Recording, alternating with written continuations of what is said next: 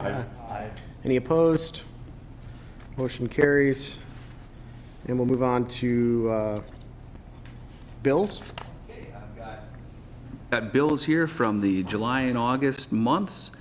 Some of the larger ones we have on there, a pass-through bill for Confluence Development for about $110,000. That's for a grant reimbursement for the parking ramp construction. We've got some bills related to Flegal Law for Hudson-related items and other HEDRA work, some Stantec items related to plans that they were reviewing and proposals they're putting together for us for bids, and then some other expenses beyond that. So I can stand for any questions. Yes. Do we, in the case of the parking ramp, are they paid off now in full? With the parking ramp, there probably is there'll be a large one coming, we just issued for about $550,000. Then after that, I think there's just $50,000 or $70,000 left. And that's basically the 5% that have been holding back on the contract until completion. So that should be coming here shortly. So our plan with projects like this is to pay 100% once everything has been signed off. We never hold anything for a year on like a warranty or anything like that. No, we don't with that one. We're just really the pass-through organization. They have to approve project expenses to us. We verify that, send it into Metropolitan Council, get the check from Metropolitan Council, and then in turn, write a check out to Confluence. Okay, thank you. Mm-hmm. Any other questions, comments? We'll entertain a motion to approve bills then. Also Moved. Second. And a second. All those in favor say aye. Aye. Any opposed? Motion carries then. And we can move on to business. John, you're going to talk about creek rentals? I am, thank you. We have before us is an item that may look familiar to you, but in a different location. Creek Rentals had an preliminary approval by HEDRA a few months back to construct mini storage units on this property here, which is Spiral Boulevard on the south side. As you may recall at that time, and you can kind of see in the aerial photo here, there is a dirt stockpile on the site that would need to have been removed prior to any development of the property.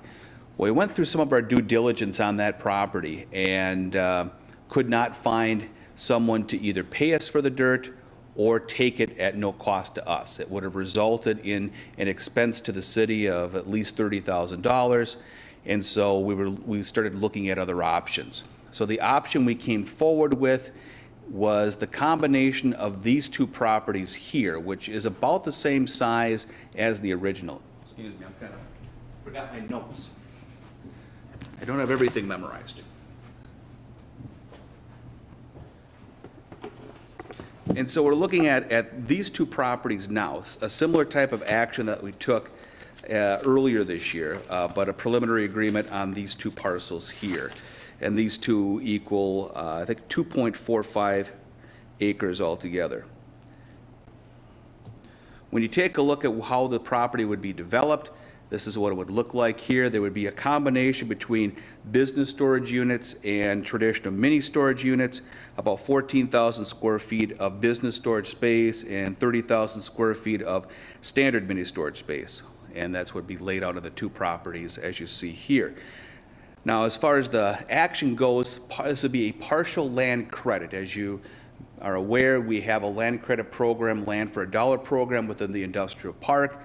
When we go through the formula on this one, it doesn't result in the amount of credits achieved for the property equaling the purchase price. The purchase price, sales price for this property would be $1.54 a square foot, and when you take a look at that for 2.45 acres, that'd be about $164,000. When they look at the estimated building value, and we've worked with the applicant to make a determination of that based upon what he's building in other valuations within town, that would be about $1.2 million altogether. So that would be a construction credit of about $126,000. So the transaction would be, there'd be cash due upon the transfer of $38,219, and then the rest of it would be under the land credit program. So we would net those proceeds with the sale of this property here. And when we take a look at the justification for the subsidy itself, it would increase the tax base by over $1 million. Conversion of taxes and property to property paying a tax, which would be good, and create about a half new living wage job. So we would have some small job growth in this, but primarily putting this land into taxable generation, which it is not presently. Property itself is zoned I-1. Mini storage would be a permitted use within that district itself. So what would happen from here is, upon the action by HEDRA tonight, we would have a similar action by the City Council on October 7th, and then they would need to come back forward with a site plan approval through Planning Commission and City Council that would go into more detail to what's being proposed here. And then we would give the authorization with this upon your approval to have our city attorney draft up the documents for transfer with the partial land credit and the payment of cash as shown within the report itself. We have taken a preliminary look at the conceptual plan here, nothing that jumps out at us that would not work within the property, and so we would have more detail as we move on through the site plan approvals. So tonight, what we're asking for is the recommendation for the preliminary approval of land credit in the amount of $38,219.88 for this, for the construction that is shown within the report. We have Chad Smarawa from Creek Rentals here, if you have any questions for him as well. Again, this is what the outside of the buildings would look like. This is per the last submittal that was submitted earlier this year. And I can stand for any questions. Thank you. John, just kind of hypothetical, if we were to remove the pile of dirt from the equation, and maybe this is for you guys as the developer, is there one of these sites that's really more ideal and maybe that's a question for you guys and also a question for us to ponder in terms of synergy of proximity to, other businesses that are there, the potential to develop I think I remember some conversation around that those other two sites being somewhat challenging. Maybe it was just the nature of the dirt itself that was kind of driving that. But I'm just curious, if we were to remove the dirt, if there would be one of these lots that would be better suited, because if it's the other one and it's just a matter of rolling in the cost of moving some dirt, in the greater context of the development, it seems like it'd be worth considering. I mean, it's a lot of money, obviously, but in the context of trying to drive a successful business and giving it proximity to the density of housing that's on the other side and not kind of tucking it back into the corner, I don't know if it fits necessarily as well in the back as it does on that main spiral corridor. I'm just curious if you guys have thought about that. Hey, Chad, if you can come up here too, please. Thanks. Thank you. Both lots work well for us. That other lot had many advantages, but there are also some advantages to this property. So we're happy to really work with either. Okay. So flip of the coin, you're happy. Some pros and cons, or is there one that you would, again, this is rhetorical, but. We're good with either. My first preference would have been the first lot that we were working with. But at this point, we've got our engineering done substantially for both, and they will both work out well. So. Okay. That answers my question. Thanks. From a developer perspective, but John, just from a city perspective, and I don't know who would have. These aren't metrics you can measure necessarily. You can't measure the scale of 1 to 100, the synergistic level of storage against what other businesses are there. The industrial businesses, a gym, a sound and stage lighting company, maybe they were inherently kind of varied, and so it fits right in to add more variation. I don't know, but I'm just curious if that was discussed. Thanks. Yeah, one thing too, with the lot, with the dirt stockpile on it, we will be moving that off. When we've talked to the Public Works Director, we will end up moving that off, but over a longer period of time. I hope to have that complete by the end of next summer. And so it would be something that the Public Works crews would work on as a secondary project when other more pressing issues aren't available. So they would end up moving that dirt stockpile to a different area in the city, and then that lot would be available. John, I have a question. I am seeing here that a landscape plan hasn't been submitted yet. Is that still accurate at this point? It is. It would be something that would be required as part of the site plan approval for Planning Commission and Council. At this point, with a concept plan, it's not unusual to not have that. Okay, yeah, I just want to be sure, considering its proximity to a residential area, that maybe a little bit extra effort might want to be put into screening that along at least the side road. Do we have more stringent or robust requirements for a place like a storage facility that we might want a little more coverage as far as landscape goes? We have different landscape requirements when you're adjacent to a residential zone. Okay. So it doesn't necessarily correspond to the mini storage, but just when you have a commercial next to a residential. Okay, all right, thank you. So I'm seeing a cul-de-sac here. Is there a cul-de-sac in place already? It is. Okay, all right, so we don't have to worry about the cost of constructing one then.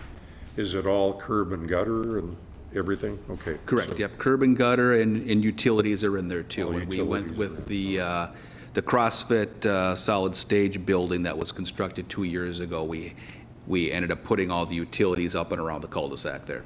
Okay, so is the developer going to be responsible for an assessment then on that, or was that all paid for by HEDRA? That was all paid for, yes. Okay, so there's no outstanding amount of money due?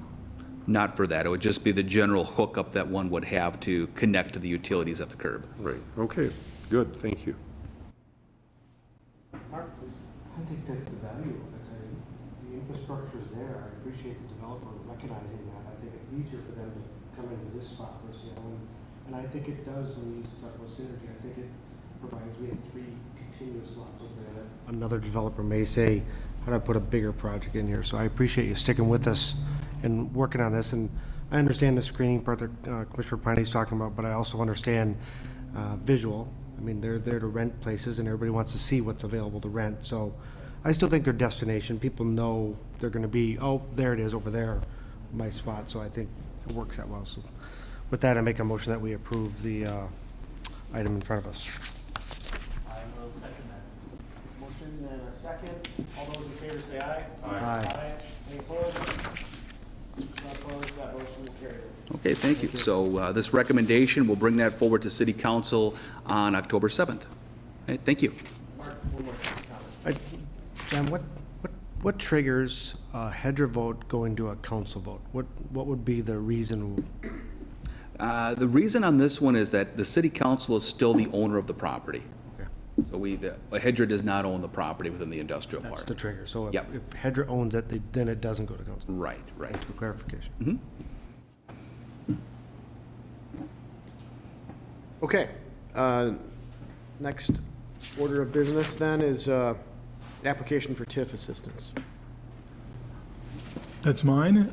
In keeping with our recent practice of trying to stay ahead of the game with getting up to speed for using tax increment financing, one of the things that I have found common in other communities is an application form. And what it does is shows us that it's a real project, and it gives us information that we need to evaluate the need for tax increment financing, understand the viability of the project, and report back to you those findings. The form is designed to get that information without being a take-home test for the developers. Some cities use pretty prescriptive forms that I've always found to be a challenge to fill out. This is designed to say, here's what we need to know, put it in a form that makes sense for your project and provide it to us. The form also includes the requirement to deposit in an escrow funds sufficient to pay for the legal and technical expertise that we will use to hire consultants to do the tax increment process and the development agreement. And rather than collect a fee, what we'll do is estimate the cost, put it in an escrow, and then give it back to the developer if we don't need it. But it keeps those costs from coming out of our pocket when we do this. One other difference for this form from others is that most communities require the payment of the fee at the time you submit the application.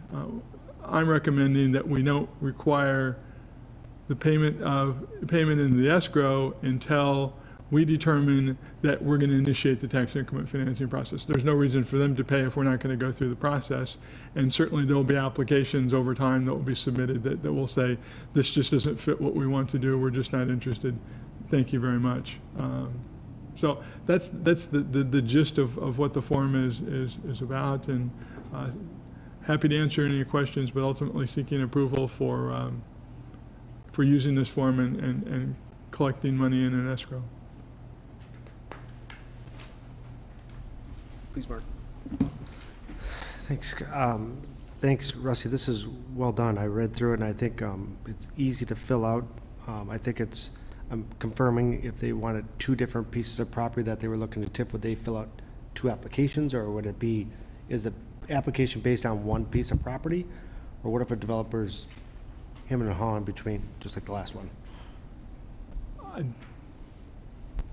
It would be a singular application for a particular project. I don't know that I've seen a project that people were thinking about two different sites. Usually it's very site-specific, okay, and certainly willing to adapt what we have if we run into something unusual, but I can't think of a circumstance where I've done something like this in the past where you had two different sites and you were trying to figure out how to fill out the form. Okay.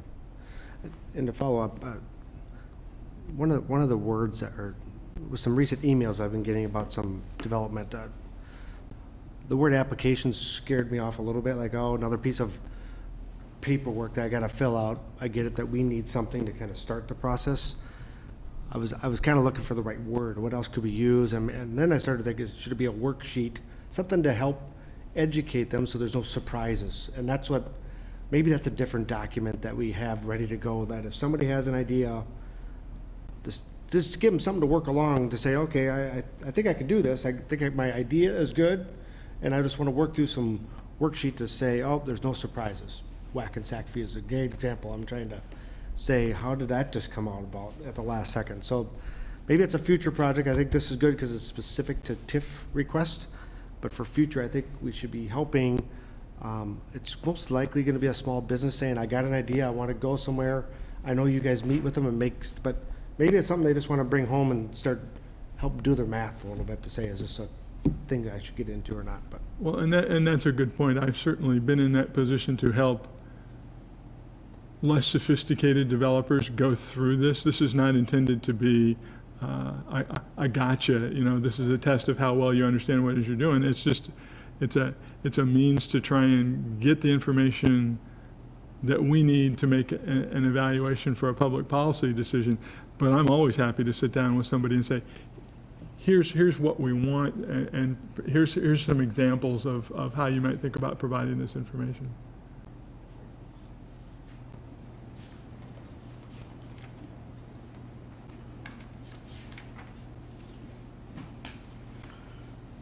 John, is this an action item that we're looking to officially Correct. approve as a form and That- add to the city process? That's correct.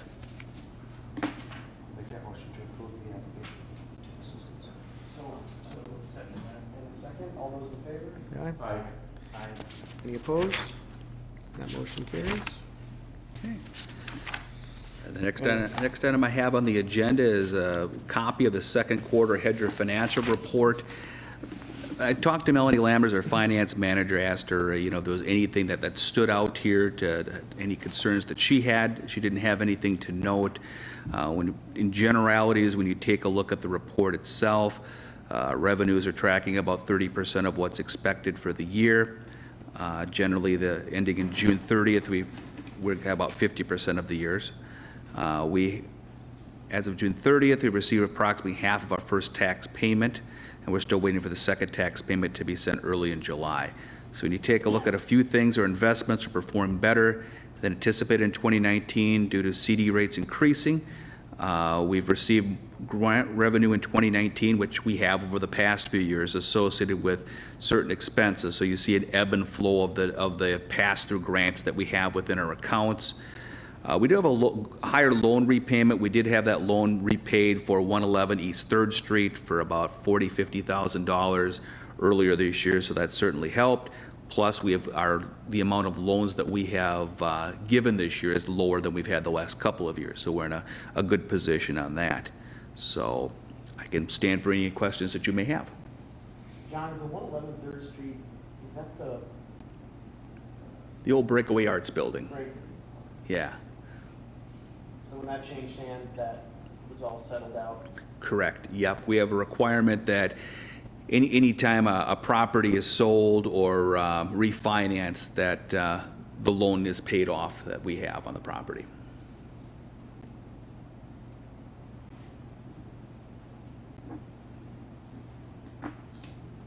Okay. All right. Yeah, and there's no action necessary on this here if you have no further questions.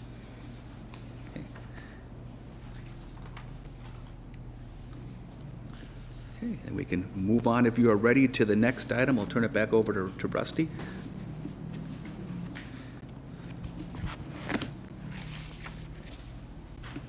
The final business item on the agenda for this evening is a request from Common Bond, who purchased the Guardian Angels project. You remember we went through that earlier this year. They are seeking the assignment of the TIF note and the tax increment that goes with it from them to U.S. Bank. They are in the process of concluding their financing for the facility, and the action that you took in March, I believe, transferred the TIF note that was in the original development agreement, and that TIF note was the conduit for providing the tax increment to the original owner of the property. That's the vehicle that moves the tax increment from the city to the developer. So the development agreement and all the obligations go with it, and the TIF note went from Sherman and Associates to Common Bond.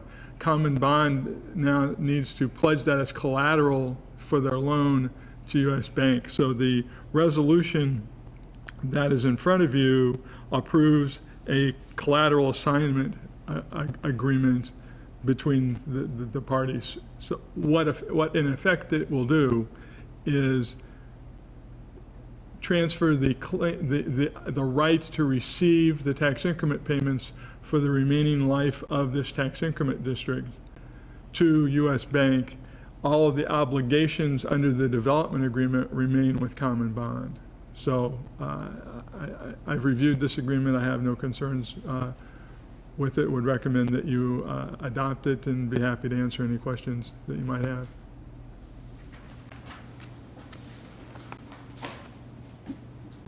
Questions? I think we're open to a motion then. You have a motion to approve as presented, I'll second that. and a second from Dennis. All those in favor? Aye. Any opposed? If none, then that carries.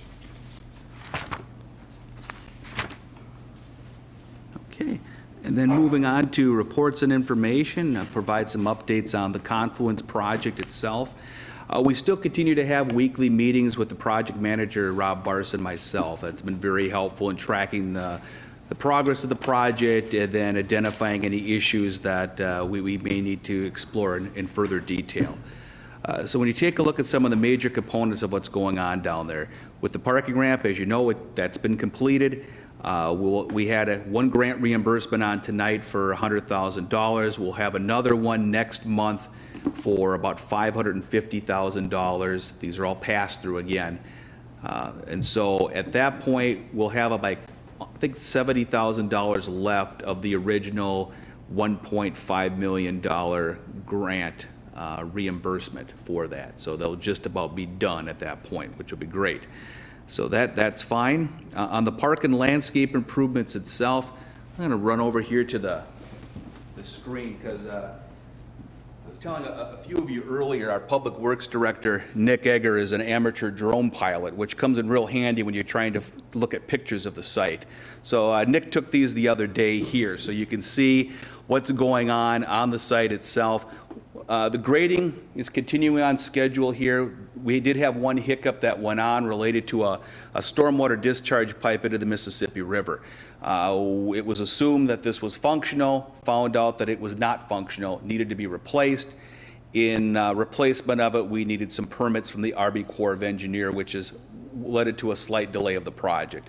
So grading continues on it, a lot of rock demolition as well on this side of the project, as well as on this side here. And so the rock excavation is just about complete. You can kind of see the development of a couple of the different shelves that would be happening here. This would be terracing down here, here, and then one more as it goes towards the river for that area of the site. The other interesting thing when you go down to this side is these caisson areas here. These were footings for the former building addition that was located here that was demolished about 6-7 years ago. They are being reused for a deck area. And so what you'll see next week is the steel for the deck is supposed to be delivered on site, and within the next 2 weeks, the construction of this deck area will commence here.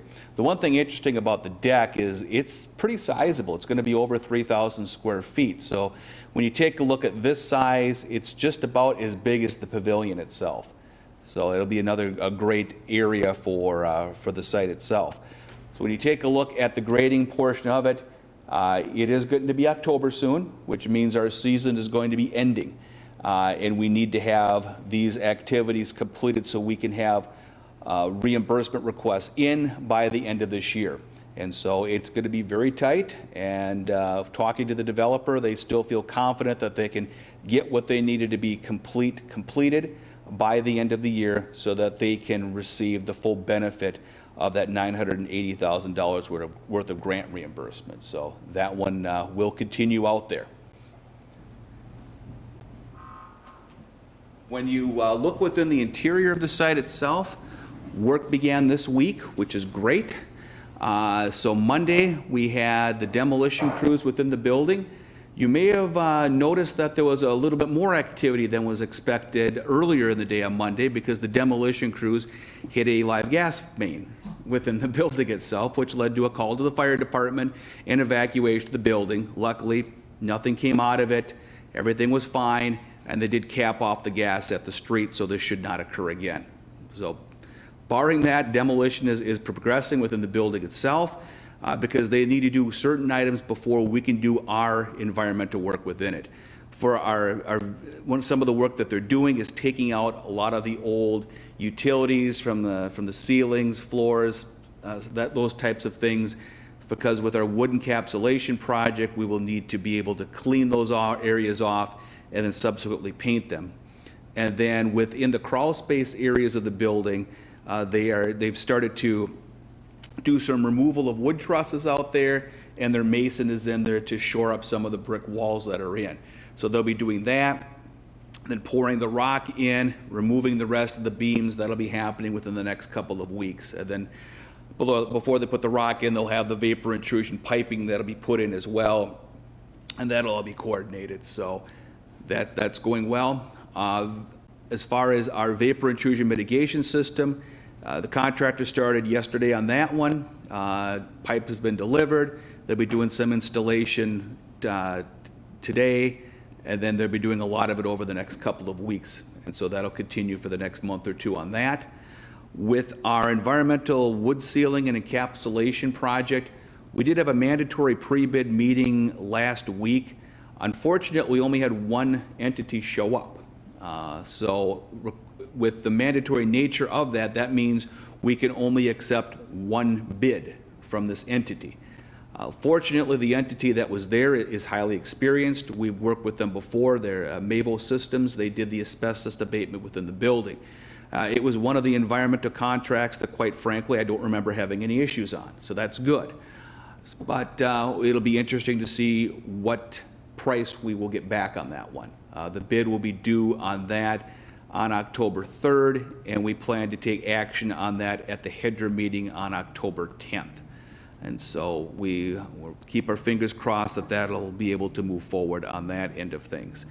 As far as the building permit plans, everything's been reviewed. We're set to release that. What we're waiting on is the final financing commitment from the construction loan, which I've been told is coming very shortly. Once we get that commitment, we will review that. If we deem it acceptable, then we will issue the notice to proceed, and the building permit for what they term the main project would commence within the building itself. So we'll have more information coming up certainly before the next meeting on that issue. So that is what's happening within the building right now, and I can stand for any questions. Thanks, John. Appreciate the update. Going back to what I thought I heard, I just want to confirm. So it sounds like Confluence is allowing work to be done inside the building before the loan was approved. Correct. And we didn't know if that was going to happen, if I remember right. That's good.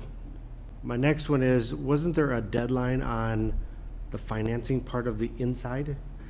The financing end is they need to have that commitment by, it's an October date on that one, that they would need to have that to us. Got it. And then the last one is, they had mentioned that right around Rivertown days, they had a hotel operator that they were gonna announce. I never heard it got announced. What, do we know, We do.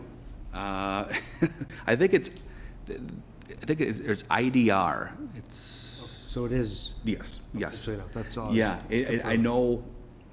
I'll send that out to you guys. You fine. have that. I'm pretty sure that's the name of it. I'll send out the website link to it as well, so you can take a look at some of the other projects that they've been working on. They specialize in historic building hotel operations, so they're experienced in that end of things. And I know they would be operating the hotel, I believe, and as well as the banquet facility and maybe potentially the restaurant. And I don't need to know that. I just think, going back to when I was on my council chair, communication was supposed to be these are the questions I get when I hear they say we're going to announce this, and we're thinking that there's going to be a decent sized announcement. I didn't hear it. Maybe I missed it, but those are the things that I encourage Confluence to continue to communicate out, so the public understand. I mean, this is great movement down there. I walked past it a few times, and it's great to see movement. I mean, and I think they're making progress. I can hear it. They're running into rock. That's for sure. Oh, yeah. But I think great. I'm glad things are moving along for us. Yeah. Thank you. Okay. If there's no further questions on that, I can move on to the next item, Panache Apple. Under the terms of the real estate option agreement, they must submit financial information to us by the end of the month here, so by Monday the 30th. We've been in communication with them this week. They appear to be working on that. They may have that information to us tomorrow, so it'd be nice to be able to review that. What we plan to do is to bring that forward to the October 10th HEDRA meeting with our assessment of where the project is at.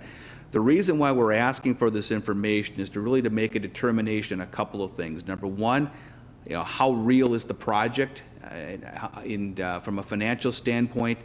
And two, if they're asking for any reduction in the market value price, which was, I think, around $450,000, they would need to provide some sort of justification as to why that would be possible, why we should consider that. So those are a couple of things that we will be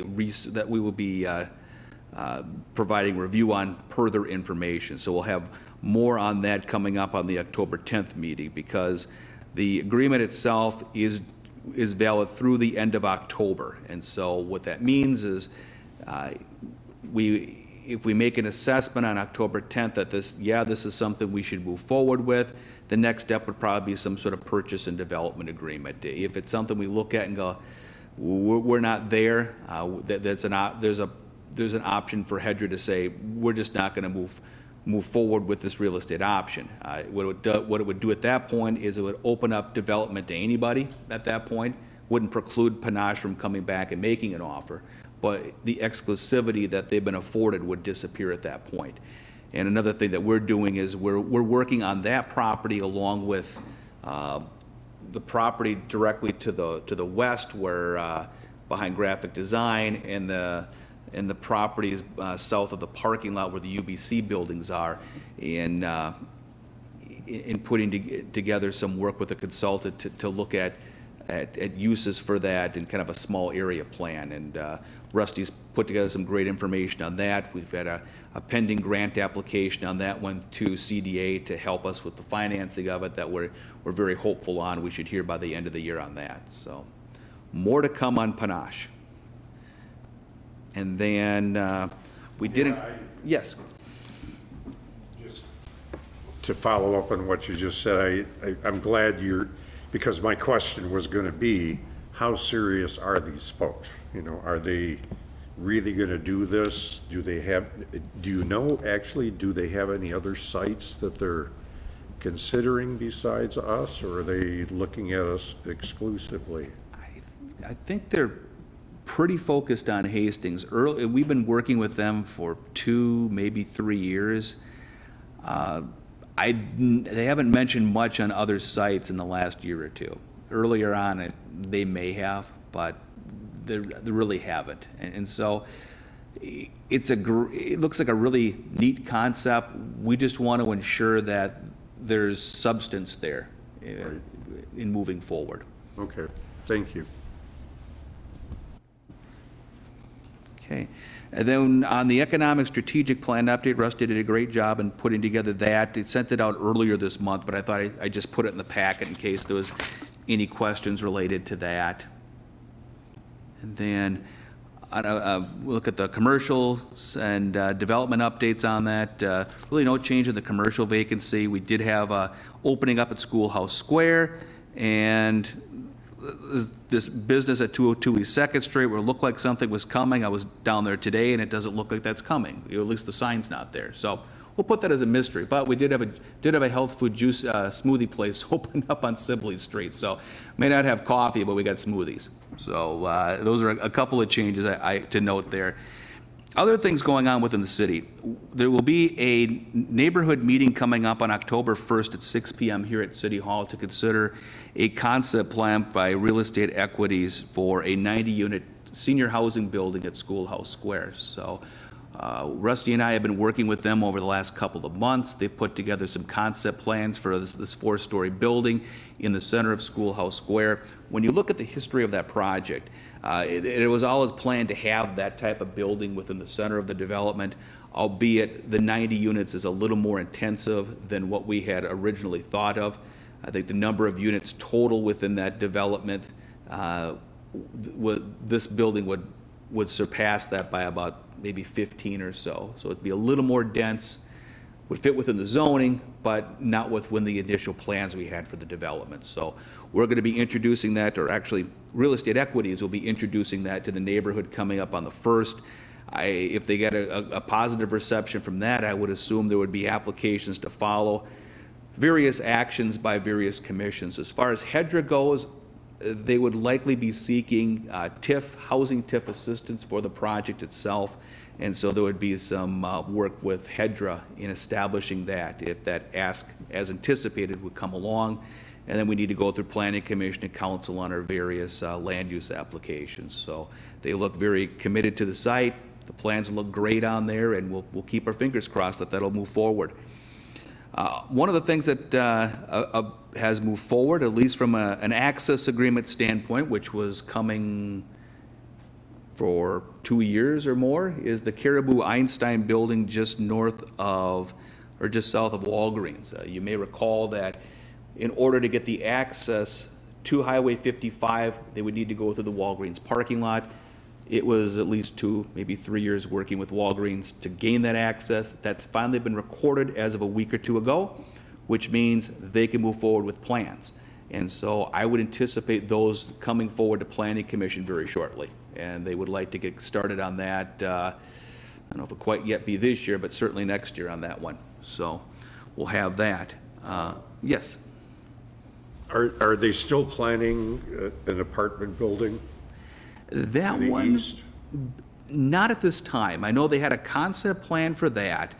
They have not made any mention of that as of late. I think that was more of a second phase that they could develop there, but I haven't heard anything new on that. But they do own the property with that house. They do, yeah, they did make that purchase. Okay. If I was a betting person, I would say that I'm betting that they're still trying to get that house to the south of them. Possible. And that may be why, delay after delay with the whole thing. But I don't, have they tried to approach that homeowner again, do you know? I don't know. I've not had that conversation with them lately. Okay, thank you. And then, City Council did adopt an ordinance amendment to allow climate-controlled storage within our C4 zoning district. The C4 district is essentially Westview Mall, Highway 55, General Sieben, and then down towards Colburn's area. It was in response to a request from the owner of County Crossroads, which is the Colburn Shopping Center area, to allow a couple of things in the future. Number one, a conversion of the former Sears space in the strip mall there into a climate-controlled storage space. From the outside of it, it would look exactly the same. You'd walk in the front door and there would be storage spaces within there. This would allow that to move forward. The other one is that it would allow for standalone buildings with certain size parameters within that district. One of the other things that he had proposed doing was to construct a standalone climate-controlled storage building within the larger parking lot area near Speedway, and so that might be coming forward in the future. And so these climate-controlled storage, it's essentially a mini storage space in which the temperature is regulated. It appears to look like for lack of a better word, a real building, masonry building. It's not something that's less substantive. And we've seen these happen in other commercial districts within the area. It seems to be a growth in this type of market. So there will be the allowance to do that, and we'll see if projects commence with that. Other than that, we've been having various conversations with housing developers, maybe potential annexation, other senior developers that beyond real estate equities that appear very interested in doing something within the city. So hopefully there'll be more to report in the future. But that's all I had for tonight. All right. I think we can entertain a motion to adjourn. So moved. I will second And a second. All in favor?